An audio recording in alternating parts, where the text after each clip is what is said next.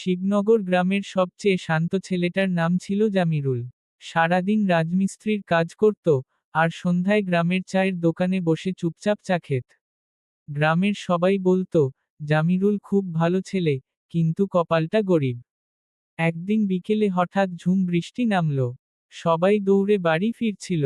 জামিরুলও কাজ শেষ করে ভিজতে ভিজতে বাড়ি ফিরছিল। ঠিক তখন রাস্তার পাশে একটা মেয়েকে দাঁড়িয়ে থাকতে দেখল সে।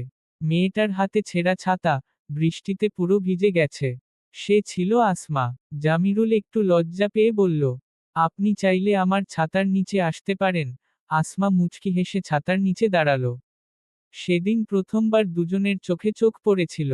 বৃষ্টির ফোঁটাগুলো যেন সেদিন তাদের ভালোবাসার শুরু লিখে দিয়েছিল।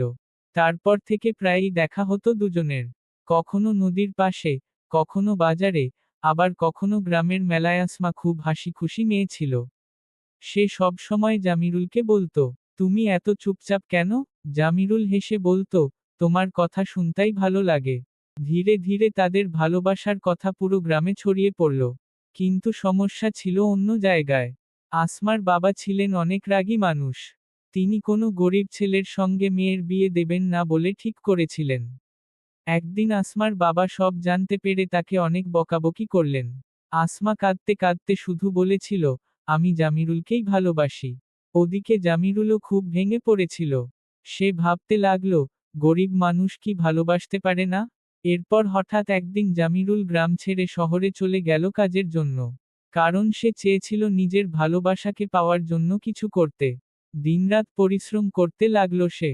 নিজে না খেয়ে টাকা জমাত। শুধু একটা স্বপ্ন, একদিন আসমাকে নিজের ঘরে নিয়ে আসবে। এদিকে আসমা প্রতিদিন রাতে আকাশের দিকে তাকিয়ে থাকত। বৃষ্টির শব্দ শুনলেই তার জামিরুলের কথা মনে পড়ত। 6 মাস পরে এক বর্ষার রাতে জামিরুল আবার গ্রামে ফিরল। তার হাতে ছোট্ট একটা ব্যাগ আর চোখে অনেক স্বপ্ন। সে সোজা আসমাদের বাড়ির সামনে গেল। ভিজে শরীরে দাঁড়িয়ে বলল, চাচা, আমি গরিব, কিন্তু আপনার মেয়েকে অনেক সুখে রাখব। জামিরুলের চোখের সত্যিকারের ভালোবাসা দেখে আসমার বাবার মন গলে গেল। তিনি ধীরে ধীরে বললেন, যে ছেলে এত কষ্ট করে আমার মেয়েকে ভালোবাসে, সে কখনো খারাপ হতে পারে না। সেদিন আসমা দৌড়ে এসে জামিরুলের পাশে দাঁড়ালো। বৃষ্টি তখনও পড়ছিল, কিন্তু সেই বৃষ্টির মধ্যেই দুইটা মন এক হয়ে গেল। লাল হার্ট। কয়েক মাস পরে খুব ছোট করে তাদের বিয়ে হলো। বড় কোনো আয়োজন ছিল না, দামি কাপড়ও ছিল না। তবুও গ্রামের সবাই বলেছিল, এটাই সত্যিকারের ভালোবাসা।